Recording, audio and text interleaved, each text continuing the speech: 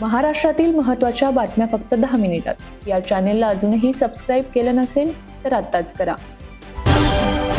मीरा भाईंदर शहरातील झोपडपट्टी भागाचे पुनर्वसन वीट विभागाच्या शासकीय जागेवर करण्यात येणार असून त्यासाठी पंतप्रधान आवास योजना राबवली जाणार असल्याची घोषणा मुख्यमंत्री देवेंद्र फडणवीस यांनी केली आहे. महापालिकेत सत्ता स्थापन झाल्यानंतर महापौरांमार्फत प्रस्ताव सादर होतात त्याला तातडीने मंजुरी दिली जाईल असेही त्यांनी स्पष्ट केले आहे. बीड जिल्ह्यातील मसाजोग येथील सरपंच संतोष देशमुख प्रकरणाशी संबंधित मोठी अपडेट समोर आली आहे. प्रकरणाच्या चौकशीसाठी स्थापन केलेल्या समितीचा अहवाल प्राप्त झाल्यानंतर त्याबाबत सरकारने आता मोठा निर्णय घेतलाय. अहवालातील निष्कर्ष शिफारशींचा विचार करून त्यानुसार कारवाईवर अंतिम फैसला घेतला जाणार आहे. त्यासाठी छाननी समिती स्थापन करण्यात आली आहे. त्याबाबत शासन निर्णय जारी करण्यात आलाय. ठाणे, कल्याण यासारख्या परिसरात घर घेण्याचे तुमचे स्वप्न आता पूर्ण होणार आहे. म्हाडाच्या 2000 घरांसाठी लवकरच लॉटरी निघणार आहे. म्हाडाच्या कोकण मंडळाकडून ठाणे, कल्याण, घाटेघर आणि डोंबिवली घरांसाठी लॉटरी निघणार आहे. यामुळे तुमचे ठाणे, डोंबिवली सारख्या परिसरात घर घेण्याचे स्वप्न पूर्ण होणार आहे. यासाठी फेब्रुवारीमध्ये जाहिरात काढली जाणार आहे. यानंतर एप्रिल-मे महिन्यात ही लॉटरी निघणार आहे.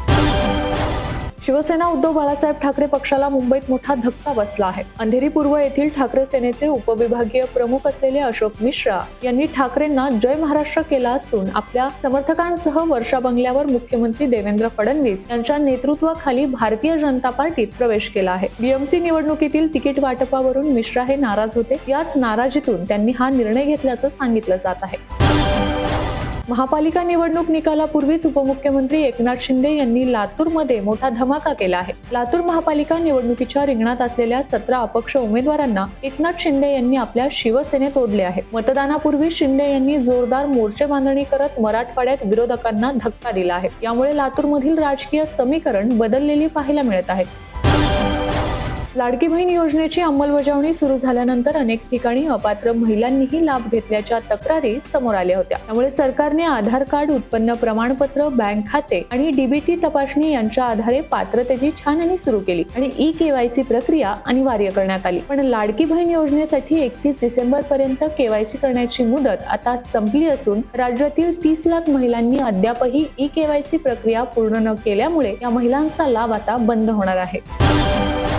जालना शहर महानगरपालिका सार्वत्रिक निवडणुकीच्या अनुषंगाने शहरात आदर्श आचारसंहिता लागू असून प्रशासकीय यंत्रणा अत्यंत सतर्कतेने काम करत आहेत. या दरम्यान शहरातील छत्रपती संभाजीनगर चौफुली टोलनाका येथील सर्वेक्षण पथकाने काल एक मोठी कारवाई करत हुंडाई क्रेटा कारमधून 98 लाख रुपयांची अघोषित रोख रक्कम जप्त केली आहे. एसएसटी पथक आणि चंदनजिरा पोलीस स्टेशनच्या कर्मचाऱ्यांनी घटनास्थळी या रकमेचा रीतसर पंचनामा केला असून आयकर विभागामार्फत पुढील तपास सुरू आहे.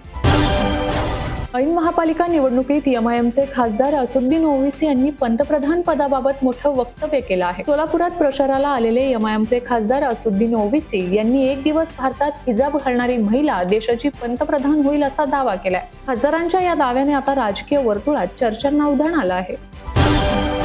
पुणे महानगरपालिका अनुषंगाने दोन्ही राष्ट्रवादी काँग्रेस पक्षाचा संयुक्त जाहीरनामा प्रसिद्ध करण्यात आला. यावेळी राज्याचे उपमुख्यमंत्री आणि राष्ट्रवादी काँग्रेस पक्षाचे अध्यक्ष अजित पवार यांनी मोठं आश्वासन दिलं आहे. आमच्या ताब्यात महापालिका दिली तर पुणेकरांना मोफत मेट्रो आणि मोफत बस सेवा करून दाखवीन असं आश्वासन त्यांनी दिले. मात्र याच वेळी पुण्यातील वाढत्या गुन्हेगारीबाबत विचारलेल्या प्रश्नावर त्यांनी गांभीर्याने भूमिका न मांडता उडवाउडवीची उत्तरं देत विषय टाळल्याने चर्चांना उधाण आलं आहे. महापालिका निवडणुकीत आचारसंहितेचा भंग केल्याच्या 186 तक्रारी राज्यभरात करण्यात आल्या आहेत. आचारसंहितेच्या काळात 8.32 कोटी रुपये वेगवेगळ्या ठिकाणी जप्त करण्यात आले आहेत. निवडणुकीशी संबंधित 38 गुन्हे नोंदवण्यात आले आहेत. गृह विभागाने राज्य निवडणूक आयोगाला आचारसंहितेच्या काळात दाखल गुन्हे, जप्त करण्यात आलेली दारू, रक्कम आदींबाबतचा अहवाल पाठवला आहे. त्यात ही माहिती देण्यात आली आहे. मुख्यमंत्री देवेंद्र फडणवीस यांनी अजित पवार यांना सत्तेतून बाहेर काढावे अशी मागणी काँग्रेसचे प्रदेश अध्यक्ष हर्षवर्धन सपकाळ यांनी पत्रकार परिषदेत केली आहे. त्यांच्या या मागणीनंतर आता नव्या वादाला तोंड फुटण्याची शक्यता आहे. महाराष्ट्रातील 29 महानगरपालिका निवडणुकीच्या पार्श्वभूमीवर राज्य सरकारने ड्राय डे लागू केला आहे. मंगळवार 13 जानेवारीपासून 16 जानेवारीपर्यंत दारूची सर्व दुकानं, बार आणि परमिट रूम बंद राहणार आहेत. मतदान आणि मतमोजणीच्या दिवसात सार्वजनिक ठिकाणी मद्यपानावरही मनाई असणार आहे. हा निर्णय निवडणुकीच्या शांततेसाठी आणि मतदार सुरक्षेसाठी घेण्यात आला आहे. पश्चिम रेल्वेने कांदिवली ते बोरिवली दरम्यान 6व्या मार्गिकेच्या कामासाठी विशेष ब्लॉक घोषित केला आहे. या ब्लॉकमुळे 10 जानेवारीला दिवसभरात 101 आणि 11 जानेवारीला दिवसभरात 153 अशा एकूण 254 लोकल फेऱ्या रद्द केल्या जाणार आहेत. महाराष्ट्र राज्य माध्यमिक व उच्च माध्यमिक शिक्षण मंडळातर्फे फेब्रुवारी-मार्च 2026 मध्ये घेण्यात येणाऱ्या इयत्ता 12वीच्या परीक्षेसाठी प्रविष्ट झालेल्या विद्यार्थ्यांची हॉल तिकिटे ऑनलाईन पद्धतीने उपलब्ध करून देण्यात आली आहेत. सोमवारी विद्यार्थ्यांना हॉल तिकिटे डाउनलोड करता येणार असल्याची माहिती राज्य मंडळाचे सचिव डॉ. दीपक माळी यांनी प्रसिद्ध परिपत्रकाद्वारे दिली आहे. पुणे शहरातील वाहतूक व्यवस्थेत सुधारणा आणि विस्तार करण्यासाठी प्रशासनाने काही महत्त्वाच्या योजना हाती घेतल्या आहेत. या योजनेअंतर्गत यावर्षी एप्रिल-मे मध्ये पीएमपीच्या ताफ्यात 2500 नव्या गाड्या सामील होणार आहेत. त्यामुळे शहरातील प्रवाशांना अधिक सुविधा मिळतील आणि सार्वजनिक वाहतुकीची क्षमता वाढण्यास मोठ्या प्रमाणात मदत होणार आहे.